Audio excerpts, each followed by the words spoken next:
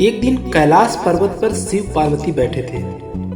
दोनों के मध्य पृथ्वी लोक के विषय में बातचीत चल रही थी।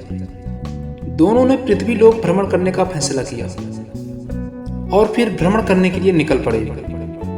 तभी एक नगर के ऊपर से गुजरते हुए मां पार्वती ने देखा कि एक वृद्ध दंपति अपने पुत्र के साथ दयनीय हालत में भिक्षा मांग रहा है।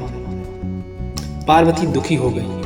वे शंकर जी से बोली, प्रभु, आपकी बनाई दुनिया में कैसे गरीब लोग हैं, इनकी मदद कीजिए। फिर शिव जी ने कहा, मैं इन्हें प्रसन्न नहीं कर सकता क्योंकि ये अपने मन की दुर्बलता व नकारात्मक सोच के कारण दुखी हैं। परंतु पार्वती जी का आग्रह जारी रहा और अंत में शिव जी मान गए और बोले, चलो दिखाता हूं।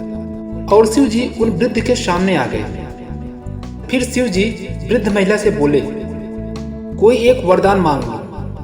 और फिर वृद्ध औरत बोली, देव, आप मुझे 18 वर्ष की युवती बना दें। शिव जी ने कहा, तथास्तु। यह देख वृद्ध आदमी चिढ़ गया। बोला, दुष्ट, मुझे पता था कि अपने अशक्ति युक्त आचरण के कारण मुझे इस अवस्था में छोड़कर जाएगी। फिर शिव जी बोले, आप क्यों परेशान हो रहे हो, आप भी वरदान मांग लें। फिर वृद्ध व्यक्ति ने कहा, आप इसे सुअर बना दें। भगवान शिव ने कहा, तथास्तु। ऐसा कहते ही वह सुअर बन गई। अब मां की दशा देखकर उनका बेटा रोने लगा। फिर शिव जी ने कहा, तुम भी वरदान मांग लो।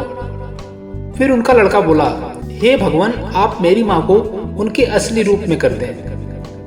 भगवान शिव के तथास्तु कहते ही वह फिर से वृद्ध स्त्री बन गई। फिर भगवान शिव ने कहा, आप लोगों ने अच्छा वरदान मांगने का अवसर खो दिया। यह कहकर शिव गायब हो गए।